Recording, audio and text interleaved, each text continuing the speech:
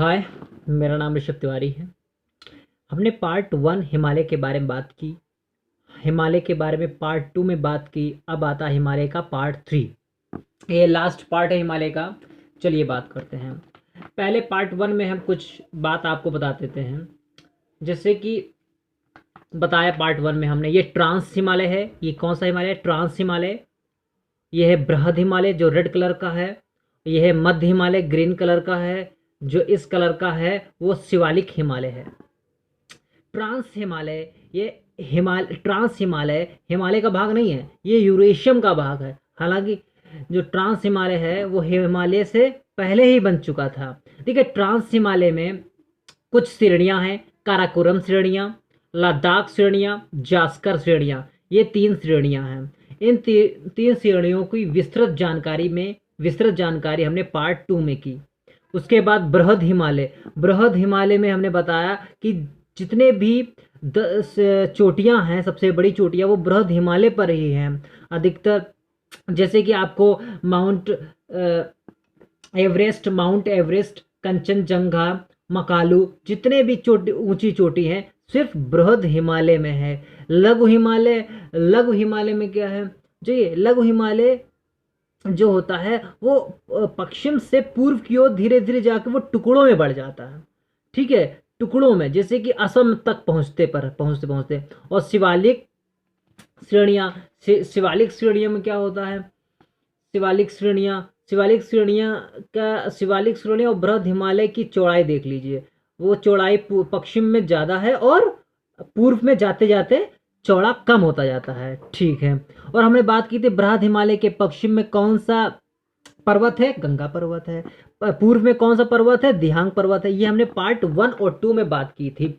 और ये भी बात की थी कि जो शिवालिक श्रेणियां हैं वो असम में जाकर टुकड़ों में बढ़ जाते हैं और यहाँ पर जनजातियों के आधार पर पहाड़ियों के नाम रख दिए जाते हैं। या यूँ कहें कि पहाड़ियाँ, जैसे इनके नाम है मिश्मी पहाड़ियाँ तो अरुणाचल प्रदेश, अबोर पहाड़ियाँ अरुणाचल प्रदेश, मिर पहाड़ियाँ अरुणाचल प्रदेश और डफला पहाड़ियाँ अरुणाचल प्रदेश। ये जनजातियाँ, यदि इन पहाड़ियों के नाम पर ही जनजातियों के नाम रखे गए हैं। जैसे कि मिश्मी जनजाति कहाँ पाई जाती है? अरुणाचल प्रदेश में। मिरी जनजाति कहाँ पाई जाती है? डफला जनजाति कहाँ पाई जाती है? अबोर जनजाति कहाँ पाई जाती है? सिर्फ अरुणाचल प्रदेश में पाई जाती है। अब आता है, जैसे कि ये बृहद हिमालय है, उसका जो पूर्व का इलाका है थोड़ा मुड़ा हुआ है, वो जाके म्यांमार में चला जाता है और म्यांमार में इसे अराकन पहाड़ियाँ के नाम से जाना जाता है।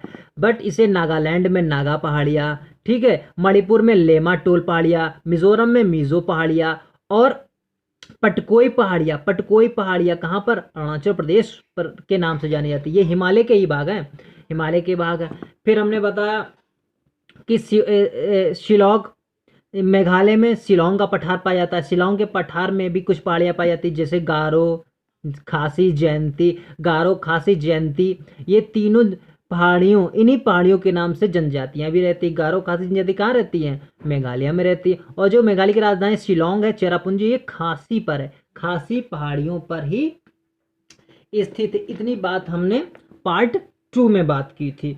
फिर पार्ट 3 में बात ये करते हैं, जैसे कि हमने जो हिमालय है वो हमने इन टुकड़ों के आधार पर बता दिया था कि श्रेणियों के आधार में बता दिया था कि लघु हिमालय का जो ये इधर जम्मू कश्मीर है, पीर पंजाब श्रेणियां हैं। फिर धौलाधर श्रेणियां हैं, बताया था शिमला जो धौलाधर श्रेणियों के अंतर्गत आता है। फिर हमने बताया था मसूरी श्रेणी बताई थी, जैसे कि मसूरी हिमाचल प्रदेश का, मसूरी उत्तराखंड के जो भी हैं वो सब मसूरी श्रेणी के अंतर्गत आ जाते हैं। फिर असम श्रेणी बता दी थी, असम श्रेणी। फिर काठमांडू श्रेणी। इन श्रेणियों के बारे में हमने पार्ट 2 में बात की थी। उसके बाद हमने पार्ट 2 में ये बताया था कि आपका गुलमर्ग और सोनमर्ग कहाँ पाए जाते हैं। मर्ग एक शीतोष्ण जलवायु का एक मुलायम घास का वो है मर्ग।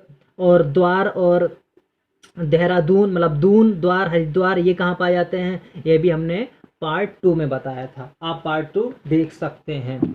ठीक है, पार्ट 3 में हम बात करते हैं कि देखिए, हम नदियों के आधार में हम हिमालय की श्रेणियों को बांट देते हैं। नदियों के आधार पर, जैसे कि आप सतलज नदी जान रहे हैं। सतलज नदी का उद्गम नेपाल से हुआ है और जाके जाके मतलब पाकिस्तान में चली जाती है। तो सतलज नदी और काली नदी, ये सतलज नदी और काली नदी के बीच का जो हिमालय है उसे कुमाऊं हिमालय कहते हैं। क्या कहते हैं? कुमाऊं हिमालय। और काली नदी और तिस्ता नदी जो कि सिक्किम से निकलती है, तिस्ता नदी और काली नदी के बीच का जो हिमालय है वो नेपाल हिमालय के नाम से जाना जाता है। तिस्ता नदी और दिहंग यानी कि ब्रह्मपुत्र, दिहंग अरुणाचल प्रदेश में नाम से जानी जाती है ब्रह्मपुत्र को, और असम में ब्रह्मपुत्र के नाम से जानी जाती है, और पश्चिम बंगाल में जमुना के नाम से जानी जाती है, जो गंगा में आगे चल के हमें, हालांकि ये तो नदियों की बात है, जब नदियों चैप्टर पढ़ाएंगे तो इसकी पूरी विस्तृत जानकारी आपको देंगे। ठीक है, फिर हमने बताया कि जो तिस्ता हिमालय और दिहंग हिमालय के जो बीच का जो हिमालय है उसे असम हिमालय के नाम से जानी जाती है। हालांकि ये हम नदियों के आधार पर हमने हिमालय को बांट दिया है। ठीक है, अब पूछ सकता है कि कुमाऊं हिमालय के अंतर्गत कौन कौन से मतलब राज्य आते हैं, तो आप बता सकते हैं जम्मू कश्मीर, हिमाचल प्रदेश वगैरह, उत्तराखंड वगैरह, ये सब आ सकते हैं। काली नदी के इधर जो भी है, काली नदी और सलन नदी के बीच में जो भी राज्य आते हैं उनको हम कुमाऊं हिमालय के अंतर्गत लाते हैं। ठीक है, काली नदी के बाद जो भी तिस्ता नदी जो कि सिक्किम से निकलती है, इनके बीच का जो पार्ट आता है वो हम नेपाल हिमालय के नाम से जाने जाता है, और इनके बीच जो भी राज्य आते हैं वो आप कमेंट करके लिख सकते हैं, वो नेपाल हिमालय के अंतर्गत आते हैं। अच्छा, कुमाऊं हिमालय भारत के अंतर्गत आता है। नेपाल हिमालय, नेपाल कहाँ पर है? वो भारत का हिस्सा थोड़ा नहीं है, वो नेपाल हिमालय है। यानी कि नेपाल हिमालय, हिमालय का विस्तृत नेपाल में भी है, और चलता चलता आपका पूर्व में ये म्यांमार तक की फैला हुआ है। अच्छा, म्यांमार में किस से नाम से जाना जाता है? अराकन श्रेणी के नाम से जाना जाता है हिमालय को। ठीक है, लास्ट पार्ट है जो कि पूर्व में थोड़ा दक्षिण की ओर ये मुड़ा हुआ है, देखिए रेड कलर का है, मुड़ा हुआ है। ठीक है, ये बात करी। फिर आप पूछ सकता है, अच्छा पश्चिम बंगाल किन किन भारतीय राज्यों से सीमा करता है, यह बता सकते हैं। किन देशों से पश्चिम बंगाल सीमा कर सकता है, ये भी पूछ सकते हैं। पश्चिम बंगाल किन राज्यों से और किन देशों से सीमा लगाता है। अच्छा, दो श्रेणियां यहाँ पर पड़ती हैं जो कि असम में पाई जाती हैं। ठीक है, दो श्रेणियां, ये आ सकता है। पूछ सकता है कि मिकिर श्रेणियां कहाँ पाई जाती हैं। मिकिर श्रेणियां असम में पाई जाती हैं। मिकिर श्रेणियां असम में पाई जाती है, ये मिकिर श्रेणियां हैं, और ये रेंगपा पहाड़ियाँ, ये दोनों पहाड़ियाँ असम में पाई जाती है। मगर ये जो पहाड़ियाँ हैं ये शिलोंग, ये मेघालय का जो पठार है वो इन्हीं का हिस्सा है, वो टुकड़ों में आगे चल के कट जाता है। ठीक है, और ना कि हिमालय का पार्ट है। ये जो मिकिर और रेंगबा पहाड़ी ये हिमालय का पार्ट नहीं है, ये शिलोंग का पठार का टुकड़ों में, ये देखिए रेड कलर, ये शिलोंग के पठार का भाग है जो असम में फैला हुआ है। मिकिर पहाड़ियाँ, रेंगबा पहाड़ियाँ, ये सब। अच्छा ठीक है, चलो ये बात हो गई। कुमाऊं पहाड़ी के प्रमुख रूप से उत्तराखंड में है। कुमाऊं पहाड़ी क्या है? प्रमुख रूप से उत्तराखंड में है।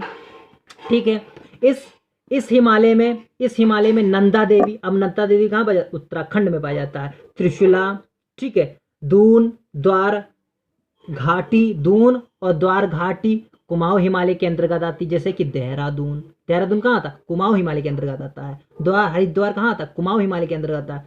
जो भी यहाँ पर राज्य हैं वो कुमाऊं हिमालय के अंतर्गत आते हैं। ठीक है, और ये श्रेणियां में बताई थी, लद्दाख श्रेणी और जास्कर श्रेणी के बीच में जो नदी गुजरती है वो सिंधु नदी होती है। देखिए, ठीक है, जो लेह है वो सिंध नदी के तट पर स्थित है। ये आप बता सकते हैं, ये पूछ सकता है पेपर में, पूछ सकता है। एंथ्रासाइट कोयला जो पाया जाता है वो कहाँ पाया जाता है? आप बताएंगे कि कारगिल में पाया जाता है। कारगिल और लेह दो जिले हैं ना, तो कारगिल में एंथ्रासाइट कोयला पाया जाता है। सबसे ज़्यादा कोयला जो होता है ये लगभग 2% 3% तक के एंथ्रासाइट कोयला होता है, मगर सबसे उत्तम कोयला यही होता है, एंथ्रासाइट कोयला होता है। ठीक है, पीट कोयला, अनेक प्रकार के कोयले आते हैं, वो बात की पार्ट है, ये इस पार्ट का हिस्सा नहीं है। नदी भी इस पार्ट का नहीं है, मगर हम हिमालय को, नदियों के आधार पर भी हमने हिमालय को बांट दिया है।